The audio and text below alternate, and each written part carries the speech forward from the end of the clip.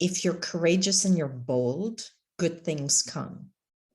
They might come in the form of a success.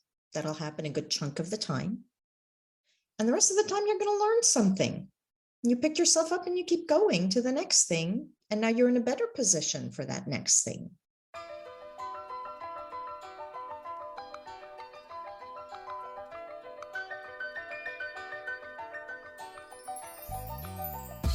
Hey everyone, this is Kim O'Neill from the Every Day is a New Day podcast and live show, and you're listening to the Going North podcast with the hilarious Dom Brightman.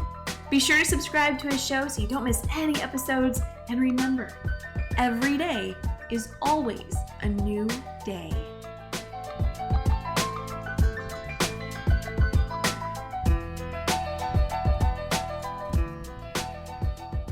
Today's episode is sponsored by yours truly, Dominic Dom Brightman's wonderful book, Stay the Course, The Elite Performer's 7 Secret Keys to Sustainable Success. Grab it on ebook, audiobook, or paperback book and share this gift to your friends, family, heck, even no matter what season it is, for that wonderful person in your life that needs to advance their next level in their career or just needs a quick pick-me-up to get through their day and beyond to thrival level. Now let's get on with the show. And today on the High Live Reel Builder for Authors, known as GMP, the Great, Glorious, and Glamorous, it's the Going North podcast. And I gotta thank one of my good buddies, a fellow D, all the way from North Kakalaki, Ms. Divya Parekh, for hooking me up with today's super special awesome human today, because my goodness, you're in for a treat that's good enough to eat twice over.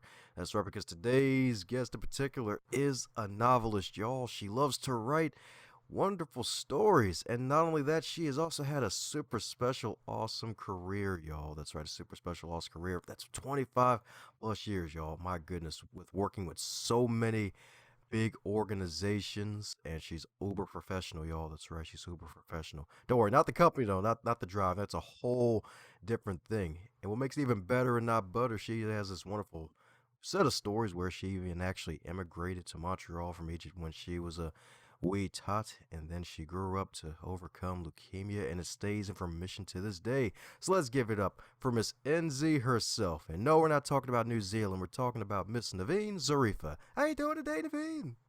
I'm terrific. Thank you, and delighted to be here with you.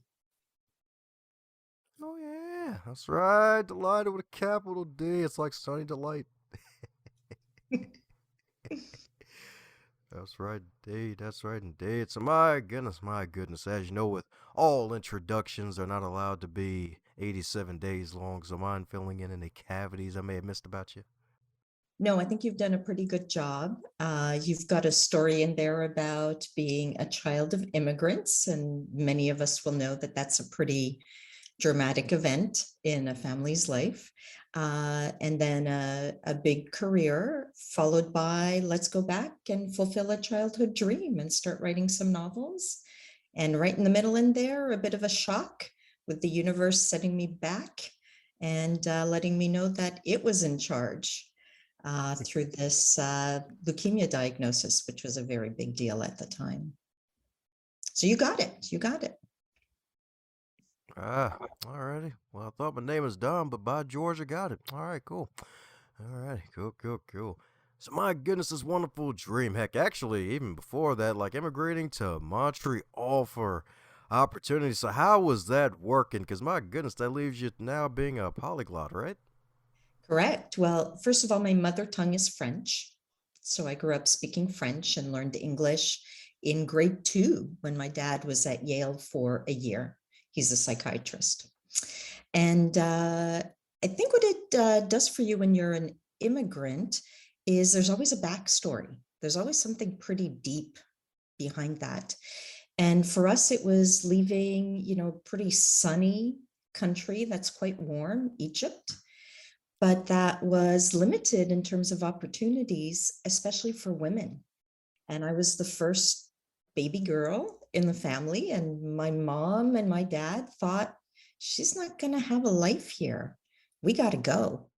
And they pretty much both decided they were going to get me to a better place. And what that meant for them was they left the country, Dom, with everything they could carry, and $100, and that was it. And I was one of the 9 things they were carrying. And they landed in Montreal, Canada in December, in the middle of winter. Imagine, from Egypt.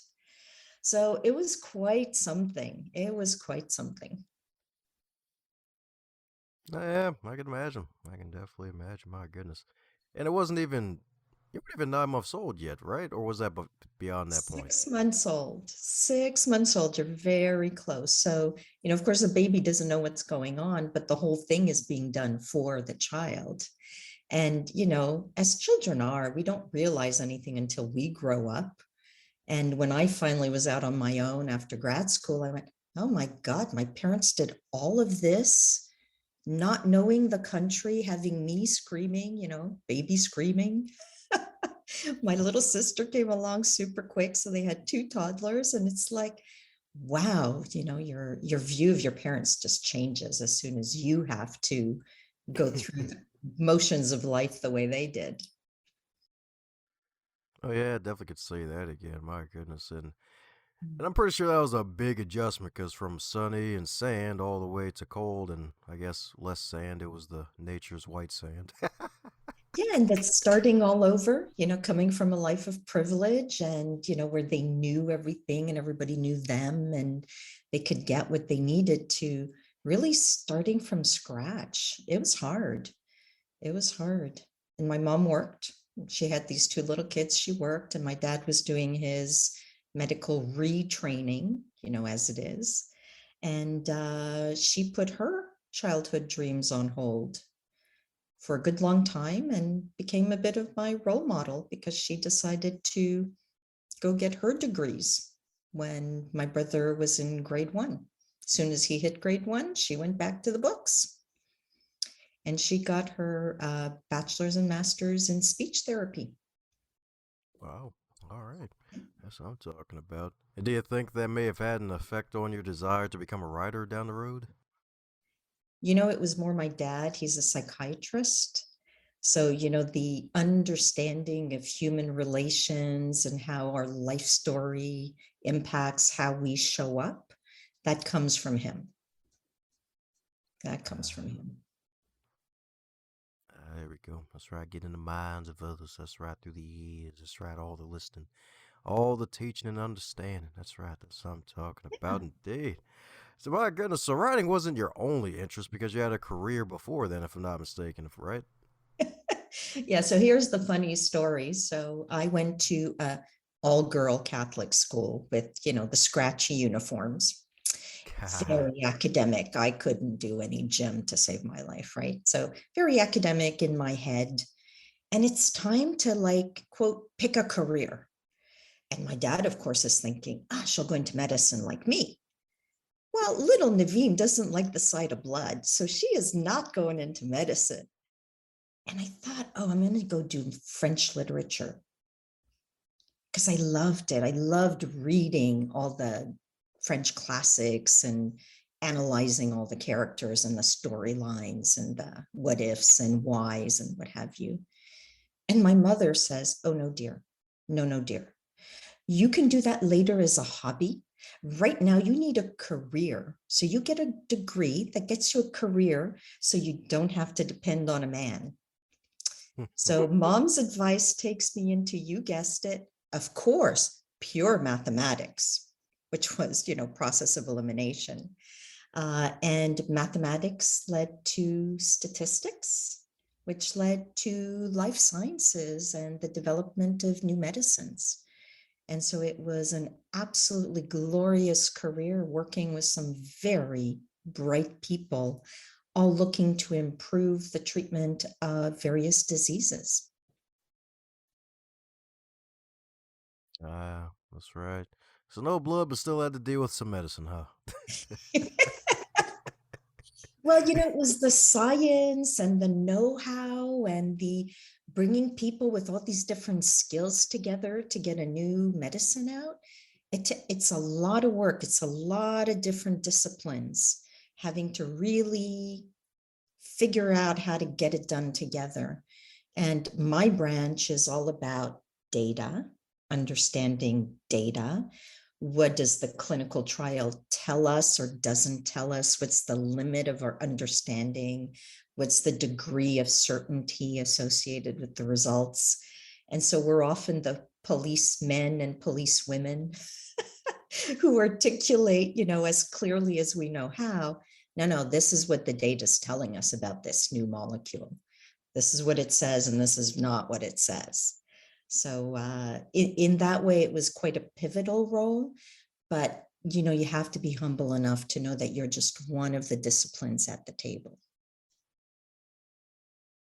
Oh yeah, definitely not mistaken. It comes with the territory because you've actually had to work with the FDA in the past too, right? Yeah. So worked with the FDA early in my career on something that was very kind of off the beaten track.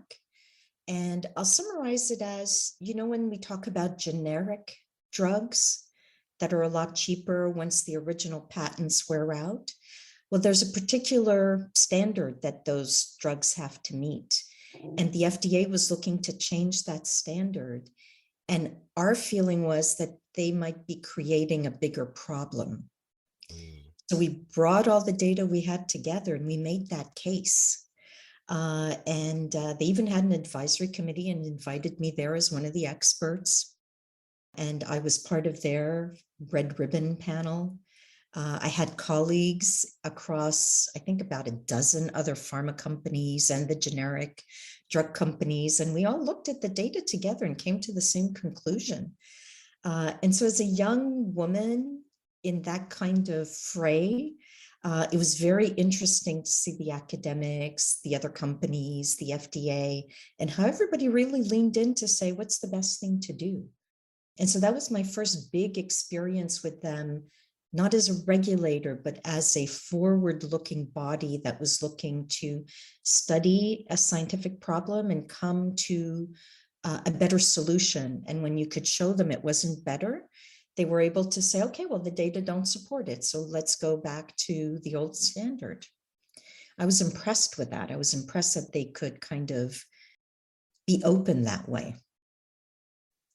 But the rest, of my experience with the FDA has been in the classical area of, drug developers. We have plans and ideas, and we go and we present it to them, and they critique and tell us what they think. And they are regulators. It is their job to promote public health, to protect safety, but also to get good treatments out there as soon as possible. And I have a lot of respect for the work they do. Oh yeah, definitely. Yeah, definitely can say that again. Because like the good and the bad thing about regulation, the good thing is so that way it's a lot more safer for the general public. So that way it's like, hey, if a knockoff drug comes out, it's like, hey, if it's not FDA approved, then hey, that way they can try to protect people. But the only thing is, it's like, if it's in reverse, then well, it could be one of those at your own risk things, like one of those classic old school bottles with the triple X ordered. It's like, drink this at your own risk. These X's really have skulls on them. It might Not a mean death. good thing. Not a good thing. Not a good thing. But I was very lucky recently with my consulting work. Now that I've retired from pharma, as you said, with 25 years under my belt, I was able to respond to a contract request they had out to help them with COVID-19 and how to bring in what we call real world data, data that exists in hospital records and your medical records, to really understand what this disease was and to inform the FDA and the other government agencies. So that was more recent and also a very rewarding experience with them. Ah, yes indeed, yes indeed. Definitely kind of interesting because it's like in all of your years, you ever thought you'd be working in the midst of a pandemic that's been going on 2+ years.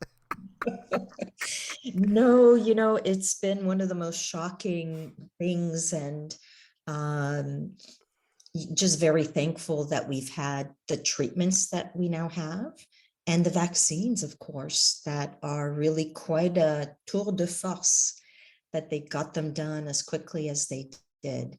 We're very, very privileged, and we need to get them out there around the world as soon as possible. Oh yeah. Oh yeah. Yeah, because that's the thing about it. It's like, hey, you need something to fight the darn virus with. It's like, oh god. It's like, oh, it just keeps on taking experience. It's like, oh, can this please be over? Nope, not yet. Not yet. Still got to keep yourself healthy, buddy.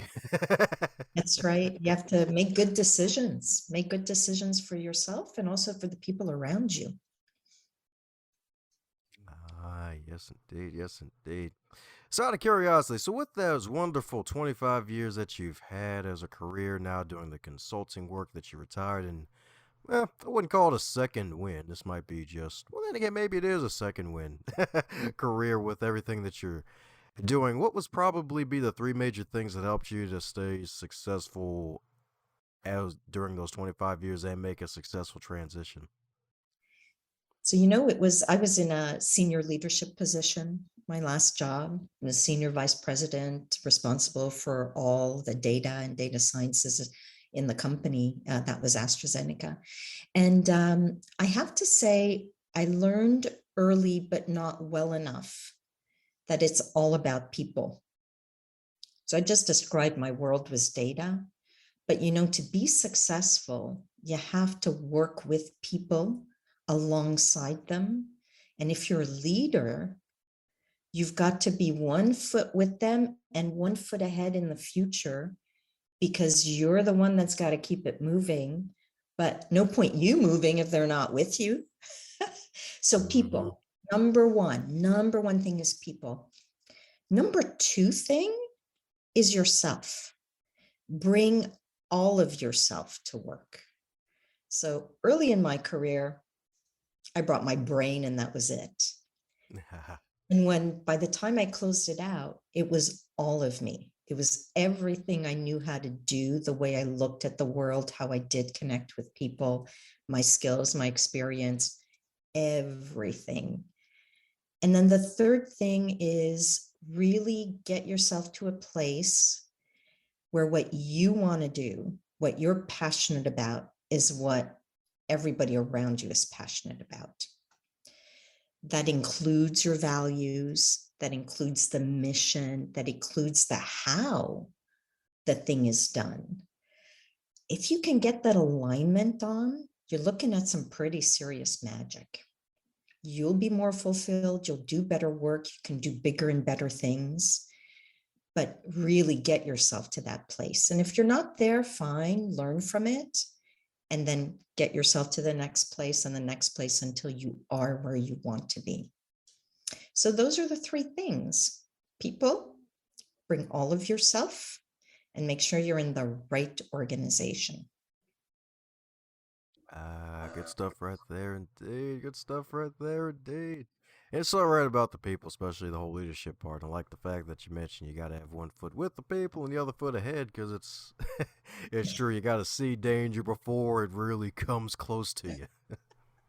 Yeah, and you've got to spot the opportunities and you've got to create a path for them to go down. And, your whole group, your whole organization can't just, you're not going to be successful in the future doing what you've done in the past, right? So you have to keep doing what you're doing today well and better. And you got to go for that next value proposition, whatever it may be. And you mentioned risks. You better be aware of those too and decide what action, if any, you want to take around those. So, yeah, there's a lot to attend to. Ah, yes, indeed. Yes, indeed. A lot to attend to, indeed. That's right. That's right. Some chicks in charge, baby. That's right. So in leadership, y'all. That's right. She's doing the darn thing, y'all. That's right. And now she's in a second wing career expressing her creativity indeed. So, my goodness, so tell us a little bit about this wonderful, super special, awesome your book, Sisters Piece Together. My goodness, I freaking love the cover too. It's got the black, gold, and orange thing going on. Like, tell us a bit about the book and what to expect from it. So, the book is a fantastic story of a young woman who's a recovered or recovering drug addict. And she shares with you, the reader, her story, starting at the time of the burial of her twin sister. And it's 1 foot in front of the other as she navigates that moment in her life. You can just imagine the grief and the rest of the feelings that go along that, how she and her parents do or don't get along as the days go by, and how a certain unexpected friend comes along that really helps her put herself together and onward. And so it's written in this young woman's voice, and she's pretty sassy, let me tell you. She's pretty clear-eyed about what's going on around her, but she's very vulnerable. And so you will, I think, enjoy it. It's short, so it's not a lifelong commitment. It's not 800 pages long, but it pulls you right in and it doesn't let go. That's what my readers are telling me. Even the men are saying, I just kept reading because I wanted to know what was going to happen. I wanted to know what was going to happen to her. All right, cool. Something to definitely look forward to. Yeah, because only 192 pages. Like, it's definitely not a lifetime commitment. It's not like a whole Bible. It's not even half of a quarter of a Bible. You'll be fine. No, that's right. You can do this. And it's very human. It's very human. It's very relatable. I mean, there are little snippets of memories of her sister and her childhood. They keep punching through to the here and now. And that's what all of us have. You'll find yourself in a place, you're having a conversation. All of a sudden, it's like, wow, that story from way back comes back. It's just like, boom, right there with you. And so I think it'll be good. I think it'll be good. And the readers so far seem to enjoy it. That's what I'm talking about, indeed. So, my goodness, what helped you to get over any possible fears of failing or fears of success, or just fear, and finally press the publish button for the novel? What helped you to finally decide to press publish? Well, I have this theory that if you're courageous and you're bold, good things come. They might come in the form of a success. That'll happen a good chunk of the time. And the rest of the time, you're going to learn something. You pick yourself up and you keep going to the next thing. And now you're in a better position for that next thing. And so there's really no fear per se, Don, I would say. There's just trepidation and excitement. I am more excited about this book than almost anything else I've done in my career, because it's a piece of me. It's a piece of some of the way I process the world that you can't share any other way than through a story. Oh, yeah, definitely say that again. So that's good. That's good indeed. Love the fact that you used the word trepidation instead with this one and excitement. It's like, yeah, fear of success, like writer's block. That's foreign. Well, it happens to everybody. You can hit a wall at some point, and then your options are keep hitting your head against it or sit for a bit. There might be a reason that wall's there, right? And what if the reason is, go a little more slowly, take another route, or just sit? Because if you process something, when you try to move the wall, it'll move that next time. So, I tend to think that things happen for a reason. We don't always understand what that reason is until we allow it to reveal itself. Doesn't mean you sit there like a bump on a log, waiting for, ad infinitum for something to happen. But nonetheless, sometimes you go slow to go fast. Oh, yeah. Oh, we can see that one again. Yeah. Yeah. Feel like that's where I currently am at the moment. Like, yeah, probably should just slow down to go faster. Well, what taught me that was my leukemia diagnosis, because here I am at the top of my game, traveling the world, scientific conferences, that FDA project we mentioned, and bam, life-threatening disease. So you kind of hit the pause button and you say, this universe sent me this wall. What the heck is going on? What am I going to do about this? You realize there's nothing you're going to do. You're going to get all the information you can. Then you're going to take a look at your life and how you're living it. You're going to make some decisions. And interestingly for me, that was a godsend because it stopped me down my little path that I was hurtling on that wasn't bringing me joy and happiness. And it put me on another path that has been happier, much happier. Ah, sounds good. Well, glad it's in permanent remission too. So, my goodness, any idea how it may have come to be? Because sometimes we just get these walls out of nowhere when we're on a certain journey, and it sounds like you're actually grateful for the pause, even though I'm sure there was probably some pain involved in that process. Yeah, so I did, so I was 33. I turned 34, like, in between seeing the doctor and hearing the news. So that was the big birthday present that year. And being a scientist and in the kind of research I was, I first went to like, who's doing the best work around the world? Like, who do I get to? And sure enough, I made appointments and I traveled and I went to talk to them and, really quiz them on their methods and what they were offering. And nothing they were offering was going to work for me. I needed a bone marrow transplant at the time was the best treatment. And because I come from Egypt and there are some stray African genes in there, and there aren't a lot of Middle Eastern people in the donor banks, I couldn't find a donor. And so that whole thing was going on, trying to find a donor. And I'm on this crappy medicine. And now I'm starting yoga, meditation, and, all the things you do, therapy. And out of nowhere comes a new medicine from the drug company Novartis. And it's a medicine called Gleevec. And this thing turned my disease around in about 6 months. I went from being sure I was going to die young to having the same kind of life options as everybody else.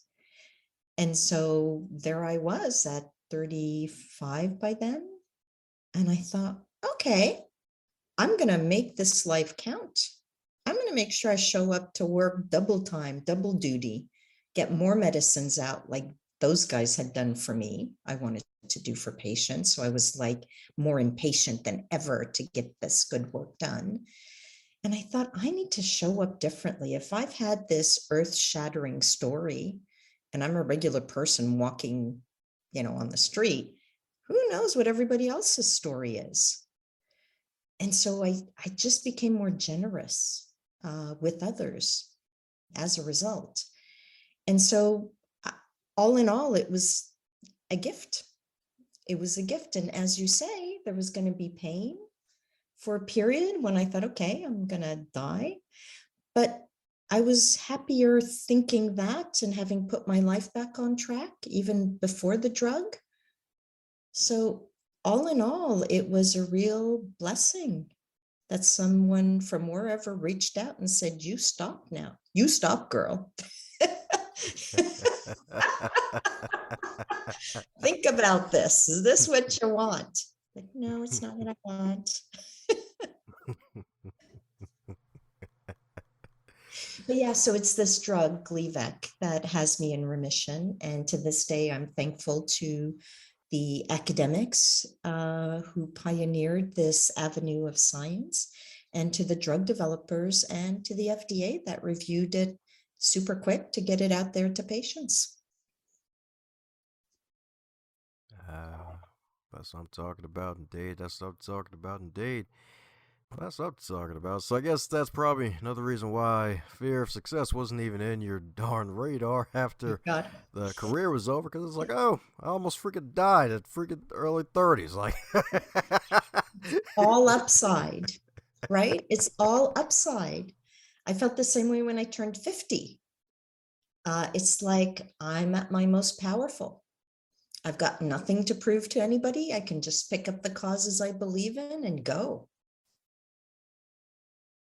And truthfully, Dom, most of us have this in us. It may not be like the big wide expanse, but you've got it somewhere around you. You've got that power to do what you want to do. oh, yeah, that's what I'm talking about indeed. That's what I'm talking about, indeed. So, any idea why folks may let themselves be stopped by that, even though it's all within us already? Fear. It's what you asked about. It's fear. Fear of failure, fear of being judged, fear of it not having the outcome they expect. They might be successful, but maybe it's not what I wanted anyway. There are sometimes it's lack of opportunity. You can't get to where you want to be in one step. You got to take like a side road to get there. And it could be that you have another priority in your life at moment X, and you need to set something aside for a little wee time because something else that's bigger has come. So maybe a child needs caring, or your spouse needs attention, or a parent, and you got to put things on hold. During that terrible period that we talked about, my dad went through something just very difficult, and I had to, as fragile as I was, I put everything on hold, left my job, went up to Montreal from Philly, and looked after him and got things back on track for him, because it was important for me to do that. I couldn't have not done that. So there are sometimes things like way outside your control can come. But in the end, we all make decisions. Hopefully they're active decisions, not passive ones. And my one thing is I say, look, I don't want to be on my deathbed or even around the corner and have a regret. So I'd rather look at my options, make a call, go do it. And then I don't fear anything because I've looked at it. I've made the decision. I'm going for it. And I don't know that people have been shown this way of looking at decision making. You know, look at your options, weigh them up, including the do nothing, then go for it. Then just go for it because you've thought it through.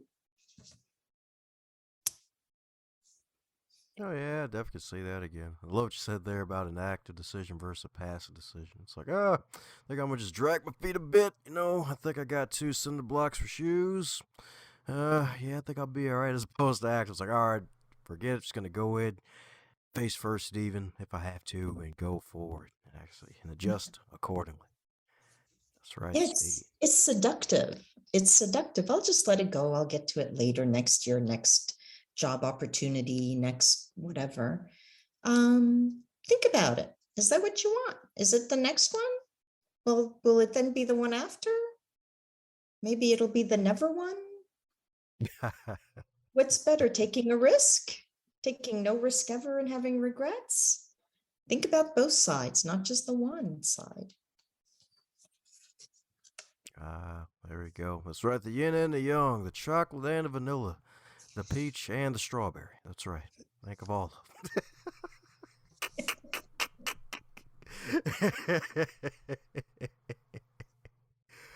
Oh, man. So since this is your first ever interview on the guest side of the game, is there a question that you wish you'd be asked more often when you're on future interviews? That's an excellent one. One thought that I've had about questions, that they're all great because they get you thinking. There are a couple that get you more concrete about what your ambitions are.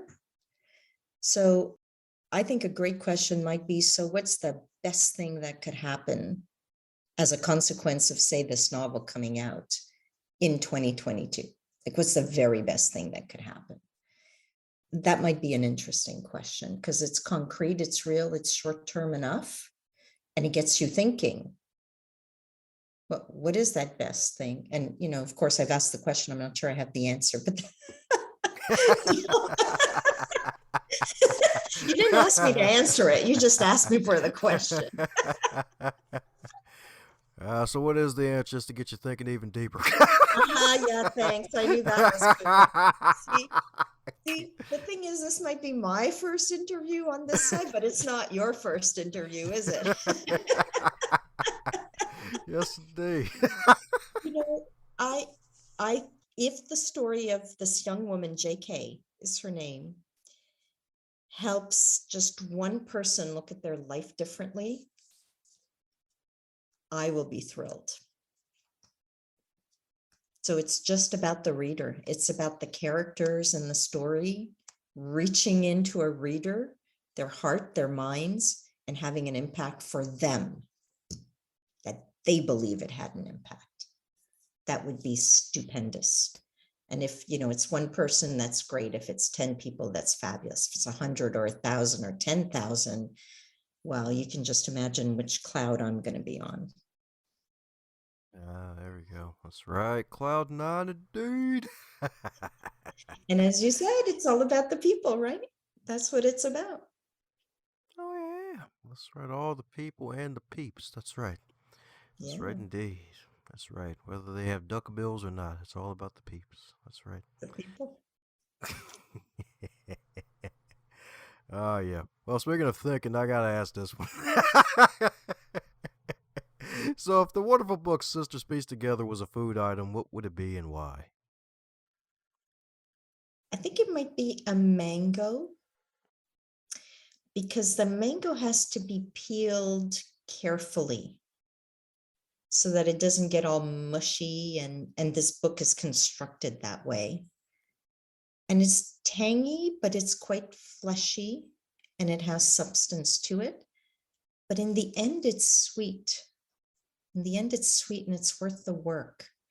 So I think a mango, and I had never thought of that question. I'm going for mango. And it's a little unusual. Not everybody knows from mango. So it's a little off the beaten track too.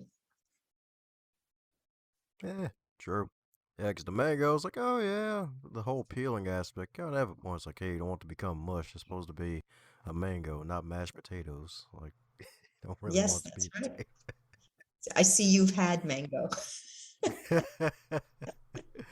Oh yeah, that's right.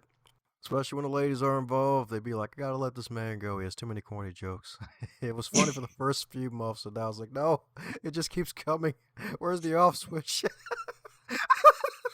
It's who you are. Oh man, yes indeed. Gotta love the corn cobs that appear out of thin air. So my goodness, we're coming down to the magical question that every guest gets to receive, and that is, if you're to wake up tomorrow and you're 25 again, but you're in 2022 with all of your knowledge and experience, what advice would you give to yourself? What advice would I give my 25-year-old self? Yep.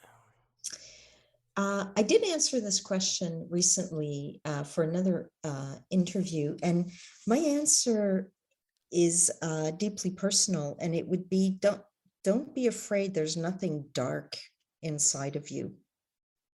Just go ahead and be yourself, open your heart. It will be good for you. It took me another 10 years to figure that out. Now, if I could give advice to all the young people out there, I would say go fix the world, because our generation has kind of mucked it up. So lean in, whether it's micro things you do, macro things you do, but you are the hope of the planet. So just go for broke. Just go for broke. We did not have the right recipe. So it's really up to them, I think. It's not your question, but I threw it in there. Okay. It's all good. It's all good indeed. So you heard that right, folks. That's right. So Nvine is not going to be taking over the planet Earth, y'all. Don't worry, it's okay. She doesn't have any dark desires to take over the planet Earth and make Dom the diplomat of Maui. Don't worry, it's not going to happen. That's not going to happen. So Don, has anybody asked you that question? What advice would you give your 25-year-old self? No, people are throwing that back at me. Yeah, easy. Oh, yeah? Definitely. Oh, yeah, definitely. If I was 25 again, I'd make sure I'd get back in the darn gym and never leave. That's what I would do. And why is that? Oh, yeah. 25 was the year my dad passed away, and I kind of got lazy and focused more on the whole self-development and the business, as opposed to making sure the vessel who's doing all the darn work is at peak performance state. So, yeah, Oh, yeah. And now, Oh, now yeah. you Yeah, definitely. exercise. Oh, yeah. Oh, yeah, definitely. Definitely, indeed. Definitely. That's right. When I say hashtag gun show, there's actual guns now. That's right. Pew, There you pew. Oh, man. So, for those who need to pick up 99 copies each of your fabulous books and keep up with all the wonderful stuff that you're doing, what's the best way for folks to keep up with the natural Nvine and all the stuff that you're doing? So if anyone becomes interested in the book, they can get it on iBooks, Barnes and Nobles, Amazon.com. And if they want to find out more about what's going on with my writing, there's some lovely short stories, bio, other information on my website, which is very cleverly www.nevinezariffa.com. You can find it just by Googling my name, Névine Zariffa. Woohoo! Well, there you have it, folks. Head over to NvineSariffa.com. Check out her fabulous book. Check out her bio, her story. Check out all the stuff she's going to be doing in the future. That's right. She's going to be on the virtual road in more ways than one, y'all. That's right. As soon as you turn, you're going to see Nvine or some of her influence around somewhere, y'all. It's going to be spread around like butter on bread or cream cheese on a bagel. That's right. It's going to be spread around, y'all. I'm telling you.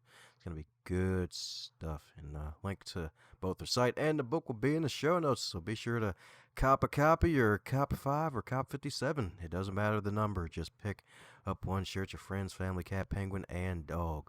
So any parting words before we close up shop, Nvine? Don, thank you very much. I enjoyed this first ever interview. You were fabulous, and thank you for the work that you do. Appreciate it. How's it going, my friend? I'm so glad you made it to the end. That shows that you are an uncommon finisher, and I am so grateful for you sharing your ears, your attention, and your time to this wonderful podcast to do something that'll take yourself to the next level. And for everybody else involved in this wonderful program, share it with at least 3 people in your network so that way more folks can not only catch the fire that is on this podcast, but can also be inspired to be their best. Advance others to advance yourself.